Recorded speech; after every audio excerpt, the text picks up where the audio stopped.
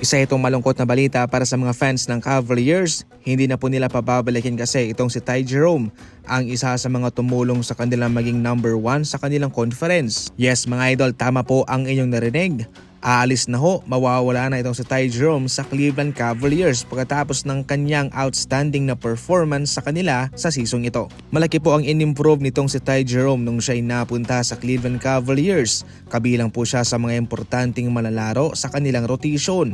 Sa kanyang season na ito, siya ay nag-average ng 12 points, 3 assists, 2 rebounds, and 1 steal per game. Sa kanilang series nga laban sa Miami Heat, meron siyang mataas na numerong 28 points sa isa sa mga laban doon. Sa series na iyon, si Ty Jerome ay mayroong 50% na shooting sa 3-point line at mayroong pinagsamang 19 assists at mayroong pinagsamang 88 plus minus. At yun po ang pinaka-the best sa NBA mga idol. Wala sanang balak ang Cavaliers na pakawalan itong si Ty Jerome, pero dahil nga sa pinansyal na problema ay mapipilitan po sila. Sa mga hindi pa nakakaalam, mas pinili nga ho ng Cleveland Cavaliers na papirmahin at pabalikin sa kanila si Sam Merrill kumpara kay Ty Jerome. Mas pinili ng Cavaliers itong si Sam Merrill kaysa kay Ty Jerome sapagkat mababa ang kanyang value. Ito ho'y afford nila. Patungkol naman sa kanyang playing style, fit na fit naman po ito para sa kanila. Kumpara kay Ty Jerome na siguradong magdedemand ng malaking halaga sa kanyang sweldo, sa kanyang kontrata na siya namang mahirap para sa bulsa ng Cleveland Cavaliers.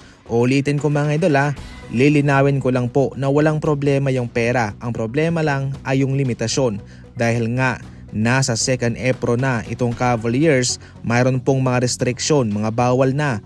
So matotal ay mahihirapan din po ang team kung sila'y lalagpas na sa second apron. Magaling din pong shooter at isang defender itong si Sam Merrill kahit na mas matimbang si Ty Jerome sa kanya.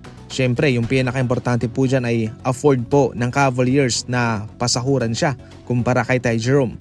Sa ngayon mga idol, kabilang po ang Atlanta Hawks, ang Brooklyn Nets, pati ang Golden State Warriors, ang former team ni Ty Jerome sa mga posibleng bagsakan niya. Samantala, wais na sa ngayon ang ibang mga kupunan at kanilang tinetake advantage itong desperadong status ng Los Angeles Lakers na naghahanap ng center sa ngayon.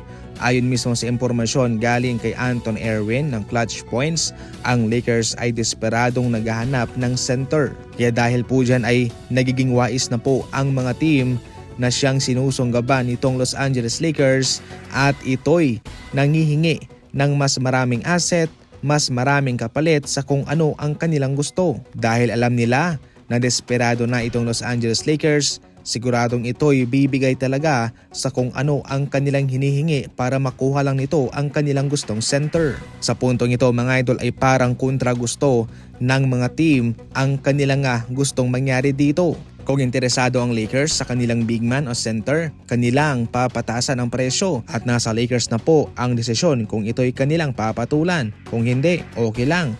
Kung kanilang papatulan, aba syempre, jackpot ang mga team na to.